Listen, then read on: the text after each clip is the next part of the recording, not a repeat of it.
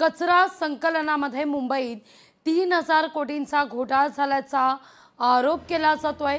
कचरा वेचक कर्मचारीच आरोप करतायत। वर्षानुवर्ष ठरलेल्याच 14 कंपन्यांना हे कंत्राट दिलं जातं। वारंवार एकाच कंपनीला कंत्राट देण्यामागे राजकीय मंडळींचा वरदहस्त असल्याचा आरोपही आहे। कचरा कर्मचाऱ्यांनीच तसा आरोप केलाय।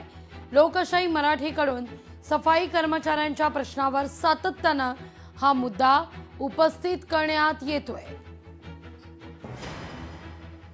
या सगळ्याविषयी अधिक माहिती घेण्याकरता थेट जाऊया आपले प्रतिनिधी भूषण शिंदे यांच्याकडे। भूषण, आज तुम्ही मुंबईतल्या कोणत्या परिसरात उभे आहात आणि तिथं नेमकी काय परिस्थिती आहे? नक्कीच लागवी, एकंदर लोकशाही मराठी वृत्तवाहिनी हे मुंबईमध्ये गेले मागील अनेक दिवस स्वच्छ मुंबई आणि कचरा मुक्त मुंबई अशा प्रकारे अभियान राबवत आहे। त्यासोबतच स्वच्छता कर्मचारी जे आहेत त्यांचे सुद्धा प्रश्न आपण सातत्याने मांडत आहोत। सध्या मी आहे वांद्रे पश्चिम येथे। माझ्या मागे पाहू शकता रंगशारदाची सभागृहाची इमारत आहे आणि त्याच्या बाजूला अगदी लागून आपल्याला इथे एक कार्यालय पाहायला मिळत आहे। हे कार्यालय आहे इथले स्थानिक आमदार, मुंबई उपनगरचे पालकमंत्री आणि महाराष्ट्राचे विद्यमान मंत्री आशिष शेलार यांचं हे कार्यालय आहे आणि याच कार्यालयाच्या अगदी शेजारी लागून पाहू शकता इथं आपल्याला अस्ताव्यस्त पसरलेला कचरा पाहायला मिळत आहे। इथं अगदी दुर्गंधी पसरलेली आहे। या ठिकाणी आपल्याला कुजलेला कचरा पाहायला मिळत आहे। सांडपाणी इथं संपूर्ण रस्त्यावर पसरलेलं पाहायला मिळत आहे। प्लास्टिकच्या पिशव्यांचा खच पाहायला मिळत आहे आणि एकंदर सगळ्या अस्वच्छतेमुळे कुठे संपूर्ण परिसर जो आहे तो काहीसा दुर्गंधीयुक्त असा आपल्याला म्हणावं लागेल। पाहू शकता इकडं कावळे सुद्धा इथं जमा झालेले आहेत। त्यानंतर एकंदर या ठिकाणी अनेक जे उंदीर आहे किंवा माशांचं साम्राज्य इथं आपल्याला पसरलेलं पाहायला मिळत आहे। एकंदर पालकमंत्र्यांच्या कार्यालय शेजारी जर अशी परिस्थिती असेल तर कुठेतरी मुंबईमध्ये सुद्धा या संपूर्ण जी अस्वच्छता आहे ती कुठेतरी नाकारता येत नाही। त्यामुळे इथं स्वच्छता होणं अत्यंत गरजेचं आहे। इथं बाजूला काहीसा स्लमचा एरिया आहे, स्लमचा परिसर आहे। त्यामुळे त्यातील अनेक मुलं इथं येऊन खेळत असतात, इथं येऊन बागडत असतात। त्यामुळे त्यांच्या देखील आरोग्याचा प्रश्न जो आहे तो गंभीर आहे। त्यामुळे या संपूर्ण अस्वच्छतेमुळे कुठेतरी मुंबईतली जी स्वच्छता जी आहे ती कुठेतरी कमी पडत आहे। यासाठी पालिकेचं नियोजन कमी पडत आहे। पालिकेच्या ज्या गाड्या आहेत त्या इथं येतात मात्र त्यांचे फेऱ्या ज्या आहेत त्या अपुऱ्या पडताना पाहायला मिळत आहेत। इथं आज सकाळी सुद्धा पालिकेची गाडी आली होती मात्र त्यांनी जो कचरा नेला तो तेवढाच नेला। अजूनही कचरा इथं आपल्याला पडलेला पाहायला मिळत आहे। त्यामुळे कुठेतरी पालिकेच्या फेऱ्या वाढवल्या पाहिजे। पालिकेची जी सफाईची यंत्रणा आहे ती अजून सशक्त पद्धतीने राबवली पाहिजे। अशा प्रकारे देखील इथलं जे परिस्थिती आहे ती आपल्याला सांगत आहे। त्यामुळे येत्या काळामध्ये पालिकेने या संदर्भात लक्ष देणं अत्यंत गांभीर्यपूर्वक सध्या म्हणावं लागेल आणि एकंदर सध्या अस्वच्छता मुंबईच्या ही परिस्थिती अत्यंत भीषण आहे।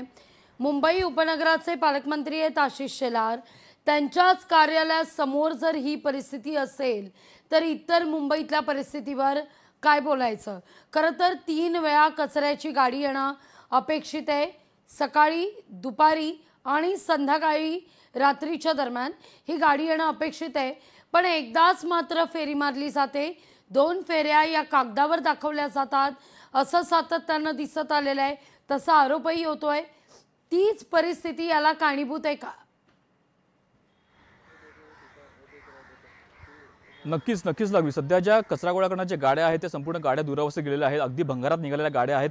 त्या गाड्या इथं येऊन काम करत असतात। त्या गाड्यांची परिस्थिती कचरा उचलण्या इतकी योग्य नाही आहे, तरी त्या गाड्या जबरदस्ती पद्धतीने वापरल्या जातात। सध्या पाहू शकता इथं कार्यालय बाजूला आहे, पालकमंत्र्यांचं कार्यालय आहे, मात्र त्याच्या शेजारी हा इतका जर कचरा पाहायला मिळत असेल तर मुंबईची नेमकी परिस्थिती कशी असेल याची आपण कल्पना करू शकतो। आणि एकंदर मागील अनेक दिवस आपण विविध परिसरातून विविध ठिकाणाहून आपण दाखवत आहोत की कशा प्रकारे जो कचरा आहे तो आपल्याला इथं पाहायला मिळतो। कचऱ्याचे डबे आहेत, डबे ओसंडून वाहत आहेत। ते डबे उचलायला पालिकेचे कर्मचारी येतात मात्र त्यांच्या फेऱ्या कमी पडतात। अर्थातच त्यांच्या फेऱ्या ज्या आहेत त्या दिवसाला 2 किंवा 3 दाखवल्या जातात मात्र त्या प्रत्यक्षात आहेत का हे देखील वास्तव तपासणं अत्यंत गरजेचं आहे। त्यांची सकाळी एक फेरी होती मात्र दुपारची आणि रात्रीची फेरी ही त्यांची कधीतरी होते अशा प्रकारे देखील अनेक स्थानिक रहिवासी आपल्याला सांगतात। त्यामुळे येत्या काळामध्ये पालिकेने या संपूर्ण प्रश्नावर बोलणं आणि एकंदर आपली भूमिका मांडणं अत्यंत गरजेचं आहे। येत्या काळामध्ये जो भ्रष्टाचार आहे या संपूर्ण गोष्टीमध्ये तो देखील आपल्याला या संपूर्ण परिस्थितीमुळे अधोरेखित होताना पाहायला मिळत आहे। या संपूर्ण गोष्टीमुळे कुठेतरी पालिकेच्या कर्मचाऱ्यांच्या जे पालिका प्रशासन जे 3000 कोटी रुपये खर्च करतं तो नेमका पैसा मग कुठे जातो तो प्रश्न सुद्धा या संपूर्ण परिस्थितीमध्ये निर्माण होत आहे। त्यामुळे हा संपूर्ण जो आर्थिक गैरव्यवहार आहे तो सध्या या संपूर्ण वास्तवामुळे अधोरेखित होताना पाहायला मिळत आहे। प्रशासकीय अधिकारी त्यावर बसलेले आहेत। विशेष म्हणजे उपनगरातल्या पालकमंत्र्यांच्या कार्यालयासमोर ही जर परिस्थिती आहे तर मात्र या सगळ्याला आडकाठी का घातली जात नाहीये, मुद्दा हा या ठिकाणी उपस्थित केला जातोय। पालकमंत्र्यांच्या कार्यालयासमोर जर अशी परिस्थिती असेल, कचरा उचलला जात नसेल तर सामान्य मुंबईकरांनी, सामान्य नागरिकांनी व्यथा मांडायची कोणाकडे? नक्कीच नक्कीच लागवी. मागील 4 वर्ष पालिकेवर कोणाची सत्ता नाहीये. पालिका संपूर्ण जे हाताळते आहे ते प्रशासक स्वतः हाताळत आहेत. स्वतः भूषण गगराणी जे आयुक्त आहेत, प्रशासक आहेत, ते स्वतः संपूर्ण पालिका हाताळत आहेत. मात्र कुठेतरी पालकमंत्री सुद्धा या संपूर्ण प्रशासन नसल्यामुळे कुठे जबाबदारी जी आहे ती वाढते. त्यामुळे पालकमंत्र्यांनी देखील या संपूर्ण गोष्टीवर लक्ष घालणं अत्यंत गरजेचं आहे. पालकमंत्र्यांच्या कार्यालया शेजारीच जर अशी परिस्थिती असेल तर मुंबईमध्ये नेमकी परिस्थिती काय याची आपण कल्पना करू शकतो. त्यामुळे येत्या काळामध्ये पालिकेनं संपूर्ण गोष्टीकडे गांभीर्याने पाहणं गरजेचं आहे. जो आर्थिक गैरव्यवहार जो होतो आहे किंवा तो जो पाहायला मिळत आहे तो कुठेतरी बंद होणं अत्यंत गरजेचं आहे. ज्या पालिकेच्या स्वच्छता करणाऱ्या गाड्या आहेत त्या गाड्या सुद्धा त्यांच्या संवाद साधू शकता का? तिथल्या नागरिकांकडून या सत्य परिस्थितीविषयी काही आपल्याला अधिक जाणून घेता येईल का? हा कचरा दिवसभरच असा पडलेला असतो, कुणीही लक्ष देत नाही, काय नेमकं काय परिस्थिती आहे, तिथं काही उपस्थितांशी तुम्ही संवाद साधू शकता? भूषण,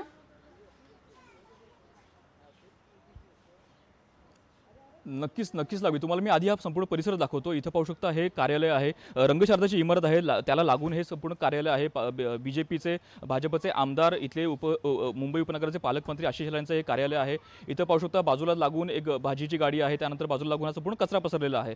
आणि या ठिकाणी हा काहीसा जो कोपऱ्यामध्ये जो रस्ता गेला तो काहीसा स्लमचा एरिया आहे.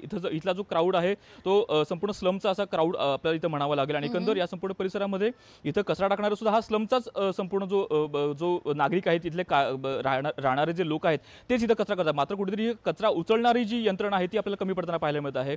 इथले नागरिक कदाचित अशिक्षित प्रवृत्तीचे असू शकतात, त्यामुळे इथं कचरा टाकत अजूनही ते जागरूक नाही आहेत असं आपण म्हणू शकतो. त्यामुळे कुठेतरी हा संपूर्ण कचरा उचलणं ही जबाबदारी पालिकेची आहे. पालिका इथे संपूर्ण परिसर आपल्याला कमी पडताना पाहायला मिळत आहे. इथं पाहू शकता माझ्या आता फ्रेममध्ये पाहू शकता इथे लहान मुलं जी आहेत तिथे आपल्याला खेळताना पाहायला मिळत आहेत. त्यामुळे या लहान मुलांच्या जीवाला किती मोठा धोका आहे, कारण इथं सांडपाणी पसरलेलं आहे, प्लास्टिकच्या पिशव्या खस आहे.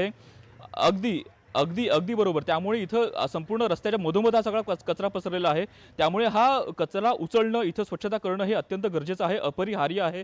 त्यामुळे इथल्या नागरिकांच्या जीवाशी खेळते का पालिका, हा सुद्धा अत्यंत गंभीर प्रश्न आहे. त्यामुळे पालकमंत्र्यांच्या कार्यालयाची शेवटचा सवाल भूषण, खरं तर जर मुंबईत अशी घाण होत असेल तर या सगळ्यांवर, फुटपाथांवर अवैधरित्या राहणाऱ्यांवर काही कारवाई होणार आहे का, की असंच आपण डोळ्यादेखत पाहत राहायचं?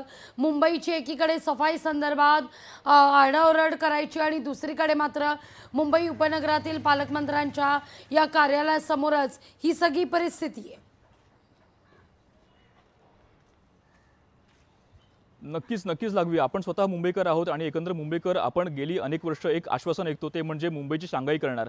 मात्र जर अशी परिस्थिती असेल, अशीच पालकमंत्र्यांच्या कार्यालयाच्या शेजारी जर अशी अस्वच्छता, अशी गलिच्छ परिस्थिती जर असेल तर कुठेतरी या संपूर्ण प्रशासनाला खडसावून विचारणं अत्यंत गरजेचं आहे. मुंबई महानगरपालिका सध्या ज्याच्यावर फक्त प्रशासक आहेत, ते संपूर्ण यंत्रणा जी आहे सध्या प्रशासक राबवत आहेत, त्यामुळे त्यांची यंत्रणा ही कमी पडत आहे, हे आपल्याला स्पष्टपणे इथं पाहायला मिळत आहे.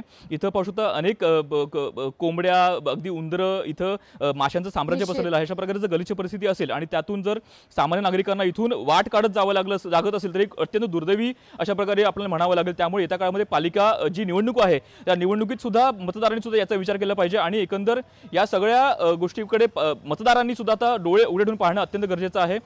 त्यामुळे येत्या काळामध्ये मतदार राजा ज्या प्रकारे भूमिका घेईल किंवा ही सगळी परिस्थिती जर लक्षात आणून जर भूमिका घेईल तर ती पाहणं अत्यंत महत्त्वाचं असेल. मात्र सध्या तरी पालिका प्रशासन कमी पडत आहे, पालिकेच्या गाड्यांच्या फेऱ्या कमी पडत आहेत. त्यामुळे अस्वच्छता जी आहे मुंबईत आपल्याला जी पाहायला मिळत आहे ती कुठेतरी पालिकेचं संपूर्ण पोलखोल करणारी म्हणावी लागवी.